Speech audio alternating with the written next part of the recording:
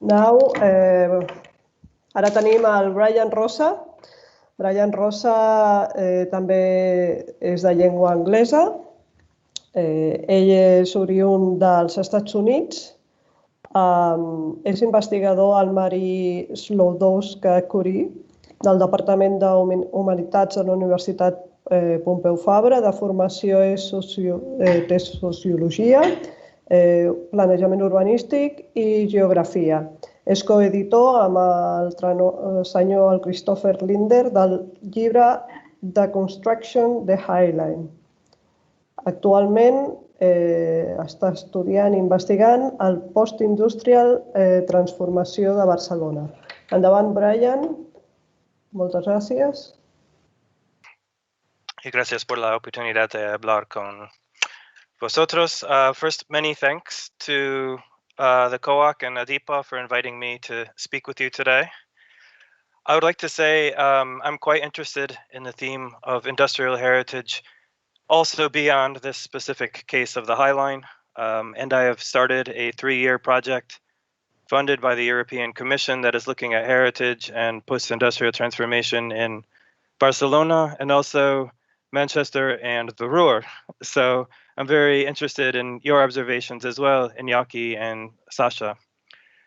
My research, just to briefly explain, my research in Barcelona focuses on the treatment of industrial chimneys as monuments and the symbolic role of industrial heritage in the city here. So maybe I'll steal this cool wallpaper for the project. I would be happy to discuss this research further with audience members. There's a number of people presenting whose work informs this research. But for today, I'm talking about the High Line in New York City, what it has to do with industrial and infrastructural heritage, the local and global impacts that the High Line has had, and how this relates to the new proliferation of infrastructural reuse projects worldwide. So, firstly, I would like to briefly explain how I came to study this topic. I'm an urban planner and geographer by training. My PhD looked at the impact of industrial era elevated railways on the transformation of Manchester and the post-industrial era. In 2014, after I completed my research in Manchester, I returned to the United States and was working at the City University of New York, teaching urban studies and geography. And I was constantly asked my opinion of the High Line. That same year, I met Christoph Lindner, who is now the dean at the Bartlett School of Architecture at University College London. And we discussed how there had hardly been anything published that was critically analyzing the High Line and its impacts. That has now clearly changed. But that's what led us to co-editing the book, Deconstructing the High Line, published in 2017.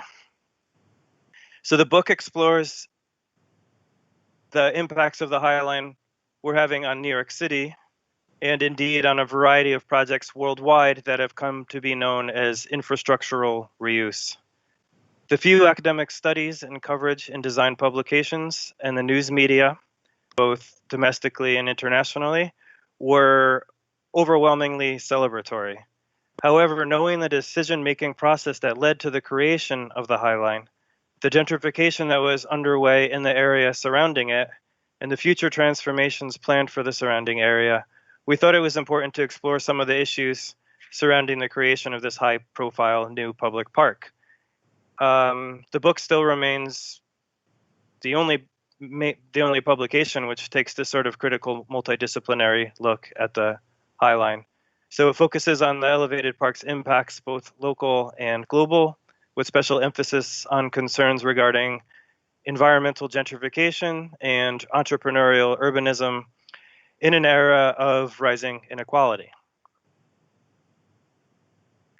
I later began some comparative research looking at the impacts of similar infrastructural reuse projects around North America and Europe, as well as writing an article for the newsletter of TICI, the International Committee for the Conservation of the Industrial Heritage, which was published, I believe, in the most recent issue.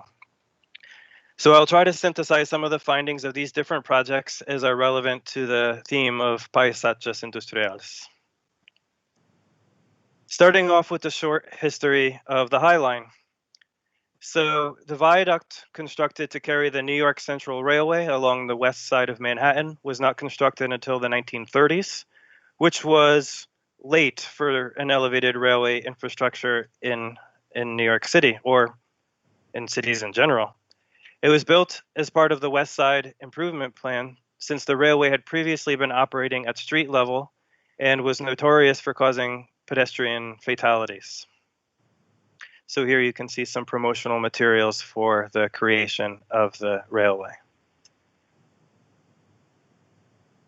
So the railway was unique because it was largely constructed in the middle of the block, while most elevated railways in New York were constructed over major avenues. The intention was to block the structure from view, aesthetic in this sense, which also allowed the railway to pass through industrial buildings to offload agricultural products it carried in and out of the city. While this viaduct was the only one to be constructed for freight rail in Manhattan, historically much of the New York subway system was actually above ground, known as the L, or the elevated system. Since the late 19th century, many of these lines were buried in Manhattan.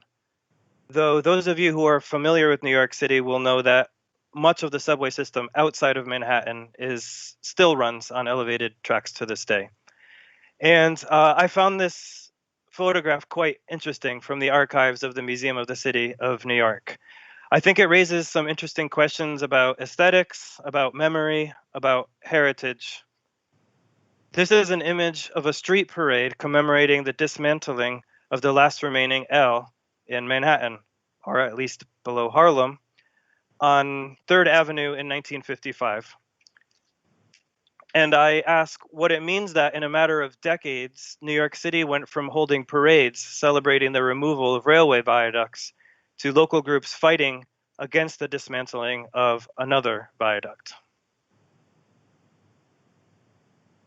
I don't think that the High Line requires too much introduction for this audience, considering that it's likely the most well-known new park of the 21st century, and it's certainly the most well-known project of transforming historic infrastructure into public space. So I will focus on some key points about the creation of the High Line, its impact, paying attention to its intended and unintended social and economic impacts. So the New York Central Railway was struggling by the 1960s by the rise of automobile use and the creation of highways, and the southernmost section was demolished in that time period. Decline continued through the 1970s, and the viaduct was entirely disused by 1983, after which a small portion was dismantled to make way for redevelopment, but most was left in a state of ruination. Another 5 blocks at the southern end of the viaduct were demolished in the 1990s when a warehouse was converted to housing. The disused viaduct passed through the Meatpacking District and West Chelsea, areas dominated by industrial land uses and increasingly by an underground gay and lesbian nightlife scene. It was an area that was beginning to gentrify by the 1990s, and Chelsea emerged as the dominant district for art galleries in the city, mostly located in former warehouses. However, it remained a predominantly industrial, mixed-income, somewhat marginal district of Manhattan, still largely dominated by a rail yard and the automotive trades. Property speculators began purchasing land beneath the viaduct, expecting that eventually the structure would be removed and they would be able to begin residential redevelopment in the area. Indeed, Mayor Rudolph Giuliani considered it a priority that the structure be demolished, in part because it was seen as a symbol of the physical, and as he perceived it, social decadence of the area. Signing the demolition order for the High Line viaduct was one of his last acts in office. In 1999, the High Line's owner, CSX Railways, seeking to escape its responsibility for maintaining the structure, opened to proposals for the structure's reuse. That same year, 2 local residents formed Friends of the High Line, an organization committed to preserving the structure and to convert it into public space. They held an ideas competition for the ways the park might be used and designed, which raised public consciousness about the presence of this largely unnoticed viaduct in Manhattan. In 2000, Friends of the High Line commissioned renowned photographer Joel Sternfeld to document the High Line as it was in its ruinous state, overtaken by plant life. These images, through their exhibition and production of the book Walking the High Line, were used as a tool to promote the idea that the High Line should be converted to a park and celebrating a post-industrial aesthetic of wild nature in the heart of the city. It also demonstrates how Friends of the High Line were able to enlist the Chelsea Art Gallery scene in promoting the creation of the park. This is somewhat ironic because the rising rents instigated by the High Line ended up pushing many of these galleries out of Chelsea and into places like Chinatown. And I think the image in this slide demonstrates how much Sternfeld's photographs played a role in shaping the future of the High Line. This is a billboard seen from on top of the new park, depicting the landscape as it was before transformation. Here, this image of Sternfeld's on the billboard. You also see in 2009 at the ground level, the area was still largely used for things like on-street parking. So the desire to save the viaduct came before any particular ideas for how the space above should be used. In this sense, preservation or heritage plays a more important role than is often suggested in the narrative surrounding the project, especially as Friends of the High Line gradually distanced themselves from preservation groups in light of concerns that too much preservation focus would threaten the economic viability of the project and place design limitations on the park and its surrounding environment. From 2004 to 2006, with support from the new mayor, Michael Bloomberg, and city council, a special zoning area was created for the city, the West Chelsea Special District, which facilitated the creation of the park. From the perspective of the city government, the High Line was always conceived as a new attraction in Manhattan. It built momentum after September 11th, 2001, in an attempt to revive the city's pride and image after the attacks on the Twin Towers. I would argue that the rezoning of West Chelsea was the key moment to understanding the High Line and its future. The city reduced height restrictions along the viaduct in expectation that the park would drive new housing development. It allowed the owners of the land underneath the viaduct to build taller on other sites in order for them to drop their legal objections against the creation of the park. And it made very few provisions to protect or construct affordable housing. If we want to understand the High Line, we can only do so through understanding the entrepreneurial planning initiative that cemented the consensus of the city government and of property investors. Without the creation of the special zoning arrangement, there would be no High Line, and this was perceived as a worthwhile bargain by Friends of the High Line. Landscape architect firm James Corner Field Operations, design studio Diller Scofidio and Renfro, and planting designer Piet Udolf were selected as the team to transform the High Line. While the city provided some of the funds for the creation of the park, most of its funding and maintenance come from philanthropists, celebrities, and the real estate industry. By area, it's by far the most expensive park to operate in the city, and it's essentially a private park, as it's managed by a nonprofit parks conservancy with some ongoing support from the city. Since opening in 2009, with second and third extensions completed in 2012 and 2014, this unique greenway has attracted unprecedented numbers of visitors and has stimulated investment and property development in the west side of Manhattan. In complete form, it's 2.33 kilometers long at a height of 10 meters above street life.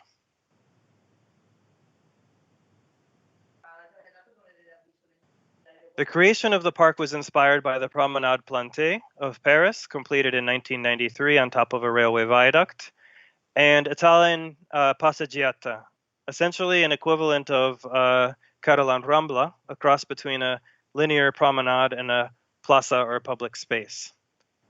Friends of the High Line lobbied the New York City Hall for the preservation of the decaying railway line based on the argument that creating a park on top of the viaduct would boost the city's tax revenues by approximately $250 million over 20 years, due to the increased real estate values, and that it would attract 400,000 tourists. These figures were convincing enough for the city to support the project, but in both cases, the organization underestimated the impact the High Line would have. There were over 4 million visitors in the first 2 years, and by 2019, there were 8 million visitors per year. By 2014, the city had already estimated new taxes generated at $900 million and $2 billion in new economic activity being attributed to the park.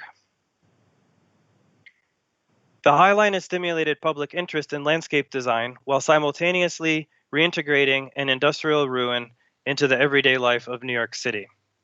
As many critics and journalists have noted, through its elevation from the street below, the High Line provides a unique experience of being at once in and separate from the city. Its architectural and horticultural design, its vibrant public art, and its cultural programming offer a unique immersive experience while encouraging an appreciation of the historic urban landscape in a zone that's restricted only to pedestrians. It dramatized the creative appropriation of abandoned infrastructure and revives the nostalgic pastime of the urban promenade. It's a constant referent in conversations about urban economic development, urban sustainability, architecture, and design, while being one of the 10 most Instagrammed places in the world. It's not, however, necessarily well-loved or even well-known by New Yorkers. The transformative effects of the High Line were undeniable, even if they could not be so quickly seen by the first visitors to the park before high-rise luxury housing was constructed around it. By 2012, journalists started echoing the increasing public discontent over the impact the High Line was having on the meatpacking district and on West Chelsea.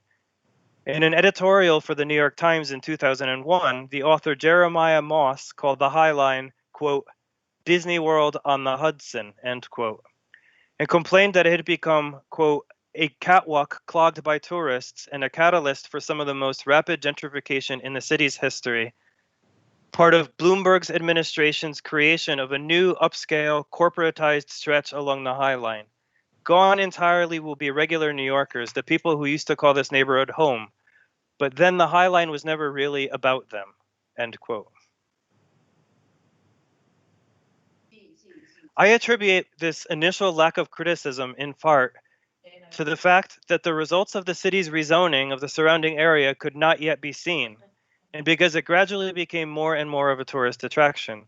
In the early years of the High Line, the park offered a largely uninterrupted views of the Hudson River, the historic meatpacking district, and the parking lots and self-storage facilities below, reminding the visitors of the formerly marginal status of this area, which had been known as Gasoline Alley. There's perhaps some irony here, because in its earliest years, visitors of the High Line appreciated a view of the surrounding industrial landscapes of low-rise buildings, which would soon be largely erased or overshadowed. The High Line now passes through a canyon of luxury high-rise apartment buildings, ending at Hudson Yards, the biggest mega project in New York City's history, which you could see here in this image, the beginning of its construction. Over a railway yard between Pennsylvania Railway Station and the Hudson River, where you see all of these cranes and the building directly in front. Between the mid-2000s and today, largely stimulated by the presence of the High Line and the boom in luxury housing along its path, the West Chelsea neighborhood of Manhattan has become the most socially unequal neighborhood in the entire United States, with the only remaining affordable housing being a few older cooperative buildings and 2 large public housing complexes. These complexes themselves are under threat by redevelopment. Rent rose in West Chelsea at a rate 10 times faster than the rent of Manhattan.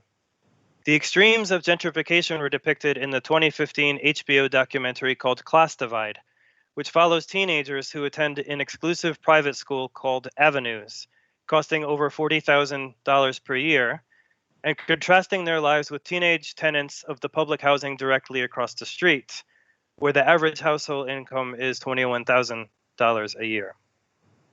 While the High Line has tried to include tenants in these housing estates in more recent years, they have generally felt excluded from this space.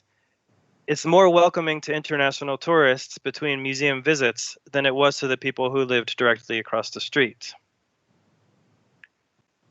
By 2017, even Robert Hammond, co-founder of Friends of the High Line, acknowledged that, quote, the High Line had failed because the project was too focused on design and execution, failing to adequately consider issues of social equity and inclusion in the zones through which it passed. In a recent speech, Hammond acknowledged that most of the benefits of the creation of the park have gone to private property developers. He said, quote, the city gets value, the developers get value, but yet we have to raise money every year. The High Line relies on private donations for its $18.4 million annual operating budget. Hammond's admission of the High Line's failure was jumped upon, first by wealthy donors to Friends of the High Line, and then by the conservative press, with the real estate writer of the New York Post saying, as you can see, calling the High Line a failure is an insult that reeks of liberal guilt. So you can see how all of this plays into larger political discourses within the city.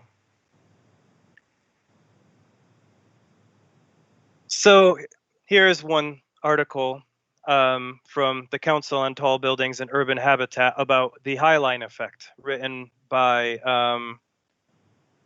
representatives of engineering firms, but mainly focusing on economic impact. So then I ask, what is the High Line effect? And I'm not claiming to be the first person to use this term, but we can think of at least two phenomena that could be called the High Line effect. And this is what I'm interested in thinking about the High Line. First, the impact of the creation of the High Line itself, with the development of luxury high-rises and cultural institutions around it, and the process of hypergentrification that I've already described. And this phenomenon has at this point been well studied. The second element of the High Line effect is global, especially in the global north, and has been less studied.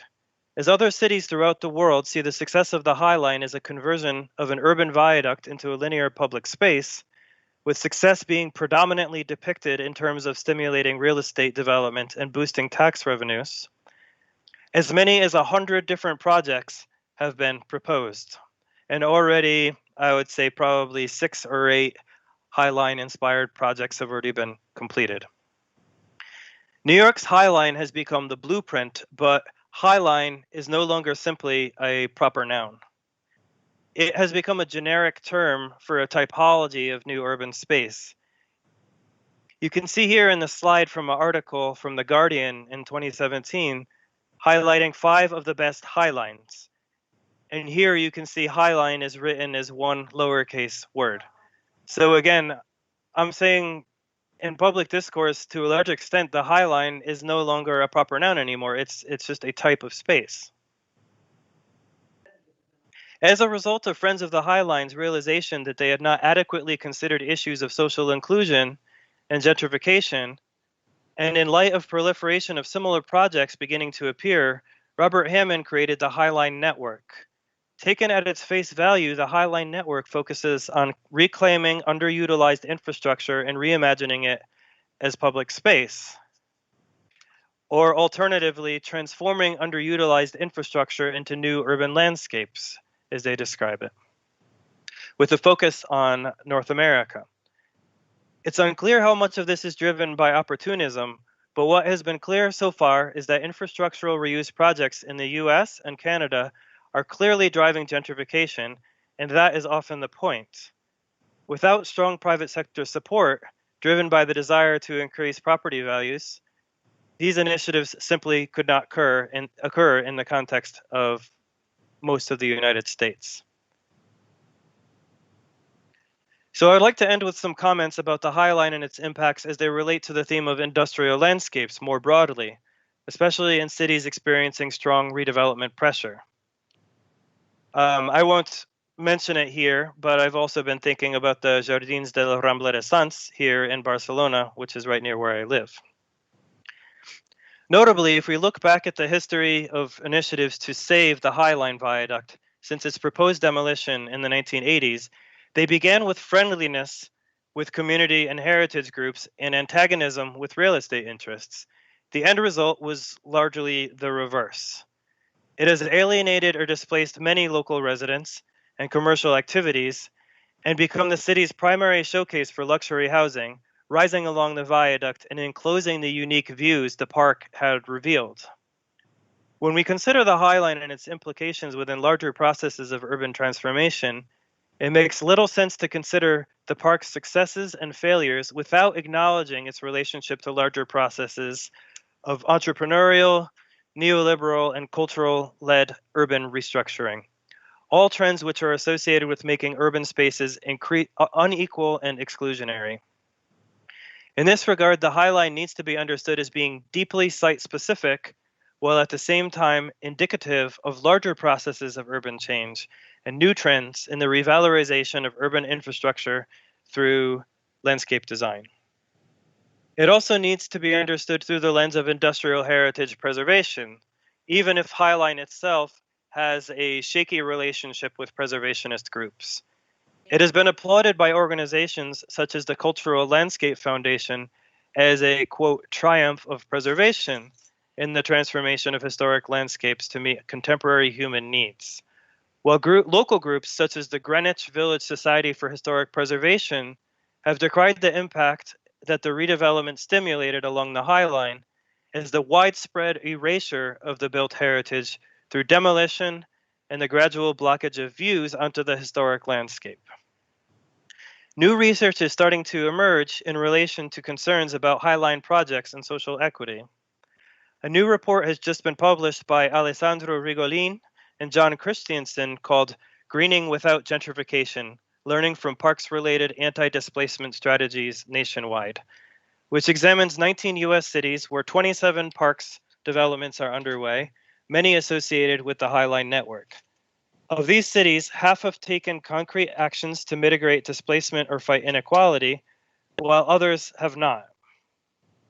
Some of these actions have included rent controls and anti-eviction measures in New York City, property tax freezes for owner-occupiers, requirements that construction is done by local businesses owned by ethnic minorities, etc.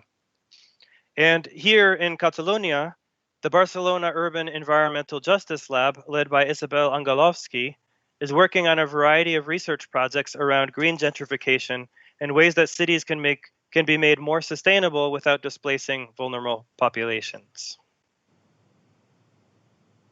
So I think that consideration of the High Line effect should be kept a key topic in the conservation of industrial heritage because, in most cases, such reuse projects involve the resuscitation of abandoned transport corridors associated with industrial urbanization. The High Line is also the prime example of changing attitudes regarding the treatment of historic transport infrastructure as worthy of preservation.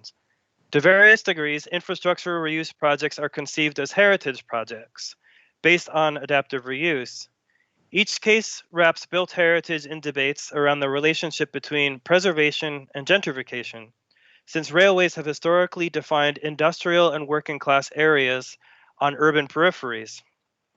How can we ensure that the people who dwell in these areas surrounding infrastructural reuse projects are able to enjoy them upon their completion instead of being displaced so that someone else can enjoy them? And just a final comment. Though I'm not an architect myself, I work on urban design and heritage projects, both as a critical scholar and part of interdisciplinary design teams.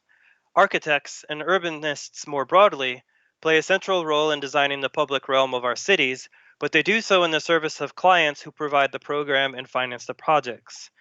There are broad variations between the cultures and politics around urbanism in different cities and countries, including the relationship between the state and property developers and property owners. However, while architects may attempt to contribute to the creation of democratic and egalitarian civic spaces, in many cases the new public realm is appropriated by property developers. This has the tendency to make public spaces less public and for lower income people to be excluded or displaced from the districts surrounding these amenities.